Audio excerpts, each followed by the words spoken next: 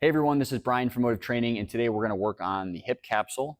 We're going to work on internal rotation, but we're actually going to work on the pelvis relative to the femur. A lot of the stuff that we do is the opposite.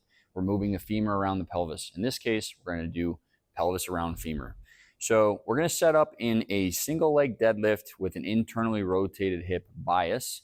And we need an immobile object. So I've got the posterior chain developer from Elite FTS here, but you can use a squat rack. It does not matter. You just need something that you can really press against. Our first thing, we're going to stack our hip. So I'm going to work on my left side.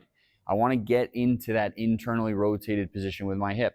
But before I do that, we're going to go into a little bit of a hip hinge. You can play around with this and really get deep into your hip hinge if you want. Okay, so you can get lots of hip flexion. You're going to feel that in your hamstring, your glute, all that stuff. Feel free to not go as deep if you want to just kind of explore. But for me, I'm going to go as pretty low as I can go. We're going to stack everything. I'm going to take this against the rack so it blocks it off. And then I want to make sure I'm as internally rotated as I can get. So I'm going to drop that hip without losing my femur position. Notice how I didn't open and roll my foot. So I'm going to glue this down. I'm going to rotate the hip. I feel a big stretch on the outside because I'm opening up that capsule. And now I'm going to load it. So I'm going to use my left hip to press against the rack.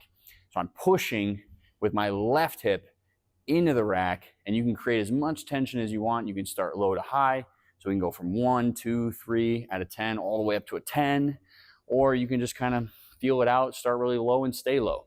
It's really up to you, but you want to scale it depending on how much you're feeling that in the hip. So you can see this off the rack. We're actually going to be doing this motion, okay?